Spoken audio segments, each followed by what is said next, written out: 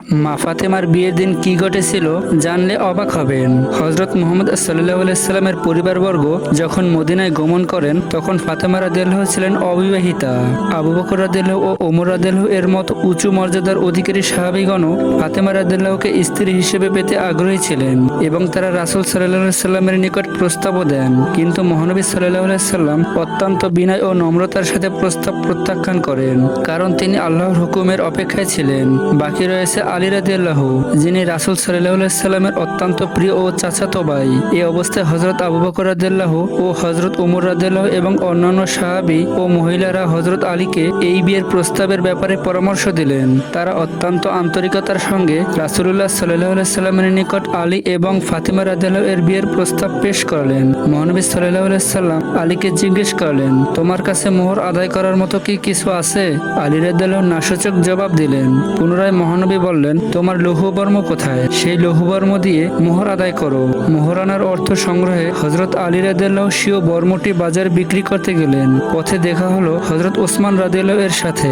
সবকিছু শুনে তিনি সেটা কিনে নিলেন 480 দিরহামে। হযরত ওসমান রাদিয়াল্লাহু কেনা বর্মটি তারই হাতে তুলে দিয়ে বললেন, আমাকে নয়, এই বর্ম একজন বীরের অঙ্গেই শোভা পায়, কাজেই এটি আমি তোমাকেই উপহার দিলাম। হযরত মুহাম্মদ সাল্লাল্লাহু আলাইহি সাল্লাম স্বয়ং কন্যার মতামত জানতে চাইলে ফাতেমা রাদিয়াল্লাহু লজ্জায় মুখ ঘুরিয়ে হাসি দিলেন। নারীদের এই নীরবতাকেই সম্মতি হিসেবে গ্রহণ করা হয়। অতঃপর মুহাম্মদ সাল্লাল্লাহু আলাইহি সাল্লাম আনাস রাদিয়াল্লাহু, আবু বকর রাদিয়াল্লাহু ও উমর রাদিয়াল্লাহু ও অন্যান্য সাহাবীগণকেও ডেকে আনার পরামর্শ দিলেন। সকলে উপস্থিত হওয়ার পর মহানবী বিয়ের খুতবা পাঠ করলেন এবং আলীকে বললেন, আমার কন্যা ফাতিমাকে তোমার সাথে 400 মিশকাল রূপোর বিনিময়ে বিয়ে দিলাম, তুমি কি কবুল করছো? আলী রাদিয়াল্লাহু বললেন, জি, কবুল করলাম। অতঃপর মহানবী সাল্লাল্লাহু আলাইহি সাল্লাম ফাতেমার নিকট গমন করলেন এবং তাকে ডাকলে তিনি লজ্জায় জড়সড় হয়ে পিতার নিকট আসলেন। মহানবী সাল্লাল্লাহু আলাইহি সাল্লাম তাকে লক্ষ্য করে বললেন, ফাতিমা, আমার বংশের উত্তম ব্যক্তির সাথে তোমার বিয়ে দিয়েছি। বিয়ের সময় মহানবী সাল্লাল্লাহু আলাইহি সাল্লাম ফাতিমা রাদিয়াল্লাহুকে যে সমস্ত আসবাবপত্র দিয়েছিলেন তা ছিল একটি নকশা করা খাট, উলবরা মিশরি কাপড়ে প্রস্তুত করা বিছানা, 2টি চাদর, খেজুরের ছালভর্তি চামড়ার বালিশ, পানির জন্য 2টি পাত্র, একটি জাতা, একটি পিয়ালা, একটি মশক ও ইত্যাদি। বিয়ের পর মহানবী সাল্লাল্লাহু আলাইহি সাল্লাম আলীকে খাওয়া দাওয়ার ব্যবস্থা করতে বললেন। ফলে অল্প অর্থের বিনিময়ে পনির, খেজুর, জবের নান এবং গোস্ত ছিল। হযরত আসমা রাদিয়াল্লাহু বলেন, তখনকার যুগে এটাই ছিল সর্বোত্তম খাওয়া। হযরত মুহাম্মদ সাল্লাল্লাহু আলাইহি সাল্লাম হযরত ফাতেমার বিয়ের রাত্রির জন্য একটি পোশাকের ব্যবস্থা করলেন, কেননা হযরত ফাতিমার পরনের পোশাকে তালি দেওয়া ছিল। এমন সময় একজন ভিক্ষুক এসে কড়া নাড়ে। ভিক্ষুকটি পরিধানের জন্য একখানা কাপড় চাইলেন। হযরত ফাতেমা রাদিয়াল্লাহু তার পরনের তালি দেওয়া কাপড়টি দান করতে চাইলে তার মনে পড়ে যায়, আল্লাহ তাআলা বলেছেন, তোমরা যা ভালোবাসো তা থেকে দান না করা পর্যন্ত কখনো কল্যাণ লাভ করতে পারবে না। আর এজন্যই হযরত ফাতিমা তার বিয়ের নতুন পোশাক ভিক্ষুককে দান করে দেন। কন্যাকে বিদায় দিতে এগিয়ে এলেন স্নেহময়ী পিতা। দেখলেন মেয়ে কাঁদছে। তার মনে হলো হয়তো স্বামীর দরিদ্রতার জন্য মেয়ে কাঁদছেন। তিনি তাকে সান্ত্বনা দিয়ে বললেন, আলী রাদিয়াল্লাহু দরিদ্র হতে পারে, কিন্তু তার চেয়ে অধিকতর যোগ্য পাত্র আর কেউ নেই। ক্রন্দনময় ফাতিমা রাদিয়াল্লাহু জানালেন, আলী রাদিয়াল্লাহু এর দরিদ্রতা নয়, জীবনে এই প্রথম পিতার নৈকট্য থেকে ও ছত্রছায়া থেকে দূরে সরে যাচ্ছেন।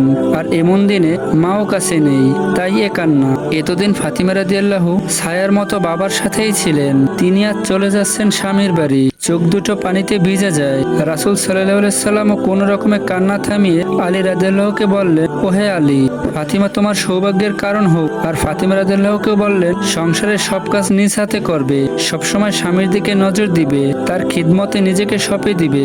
আলী রাদিয়াল্লাহু যে বাড়িতে ফাতিমা রাদিয়াল্লাহুকে নিয়ে বসবাস করতেন সে বাড়িটি রাসূল সাল্লাল্লাহু আলাইহি সাল্লামের বাড়ি থেকে কিছুটা দূরে ছিল। মহানবী সাল্লাল্লাহু আলাইহি সাল্লাম প্রতিদিন তাকে দেখতে যেতেন। একদিন মহানবী সাল্লাল্লাহু আলাইহি সাল্লাম তাকে বললেন, মা, প্রায় তোমাকে দেখতে আসতে হয়, তোমাকে আমি কাছে নিয়ে যেতে চাই। ফাতিমা রাদিয়াল্লাহু বললেন, আব্বা জান, হারিসা বিন নুমানের অনেক বাড়ি আছে, তাকে বলুন একটি বাড়ি খালি করে দিতে। মহানবী সাল্লাল্লাহু আলাইহি সাল্লাম বললেন, বেটি আমার, হারিসার নিকট বাড়ি চাইতে আমার লজ্জা হয়, কেননা সে প্রথমে আল্লাহ ও তার রাসূলের সন্তুষ্টি অর্জনের জন্য কয়েকটি বাড়ি দান করেছেন। একথা শুনে ফাতিমা রাদিয়াল্লাহু চুপ হয়ে গেলেন। কিন্তু হারিসা বিন নোমানের কানে এ বিষয়ে কথা পৌঁছালে তিনি মহানবী সাল্লাল্লাহু সাল্লামের নিকট এসে বললেন, হে আল্লাহর রাসূল, আমি জানতে পেরেছি যে আপনি আপনার প্রিয়তম কন্যাকে আপনার সন্নিকটে রাখতে চান। আমি আমার সকল বাড়ি আপনার নিকট হস্তান্তর করে দিলাম। অনুগ্রহ করে ফাতেমা রাদিয়াল্লাহুকে ডেকে পাঠান। তিনি যে বাড়িতে ইচ্ছা সেই বাড়িতেই বসবাস করতে পারেন। আমার জীবন ও সম্পদ আপনার জন্য কোরবান হোক। আল্লাহর কসম, যে জিনিস আমার নিকট থেকে নিবেন তা আমার নিকটে থাকার চেয়ে আপনার নিকট থাকাই উত্তম।